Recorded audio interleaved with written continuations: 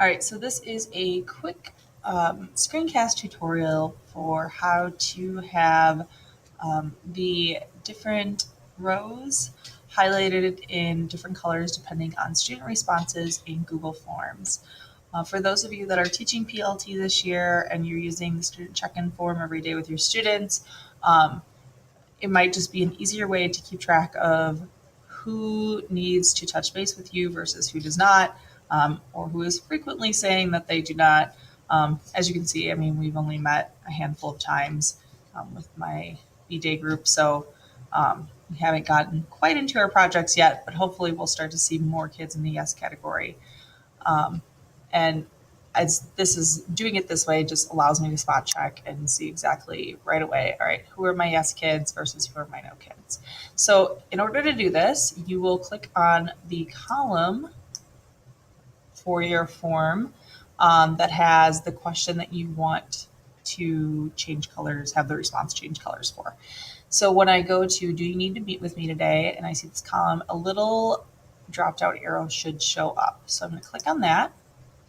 And I am going to go down to conditional formatting, which is the second from the bottom. And it will open up this screen here on the right-hand side. Now you can see that I've already set the formats to change the box to red if it's a no, and it's supposed to be a green, but it's yellow apparently for yes. But you can set it as whatever colors you'd like. So I'm actually gonna trash what I have right now to show you what it will look like. So if yours, you don't have any conditional formatting in, it will be blank like this. And you would click on add new rule, and you could see right here, it's already changed colors.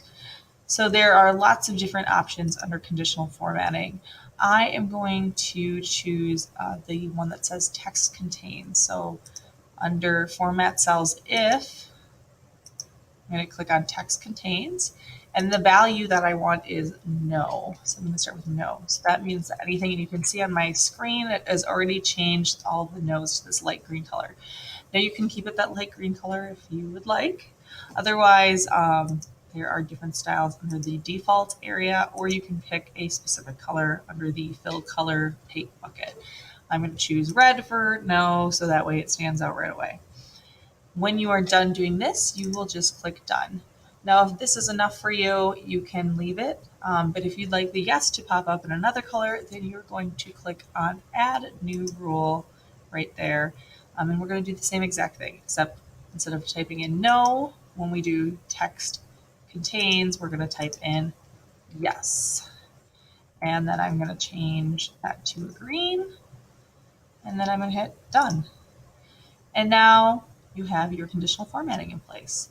So if you're going to spot check, this is a great way to do it. And you can even try it with some of your other questions. So if there's any questions or concerns, if you want to do something with that, you can do that as well. The only caveat with that is obviously students get to type in their responses. So you could, under conditional formatting, do it. I don't even know why it says that.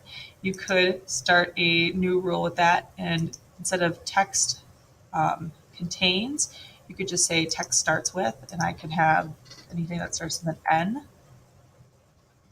Well, it actually has that in here. Anything that starts with an N, we'll turn that green color.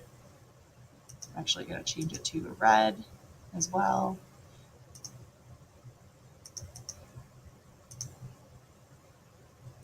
And then that will also let me know that there are no specific concerns or questions. Once again, this is completely optional. You don't have to do this, but if it makes your life easier to have things color coded, this is definitely a great tool. Thank you for watching, and if you have any other questions, please feel free to contact me and I will be more than happy to help you. Bye.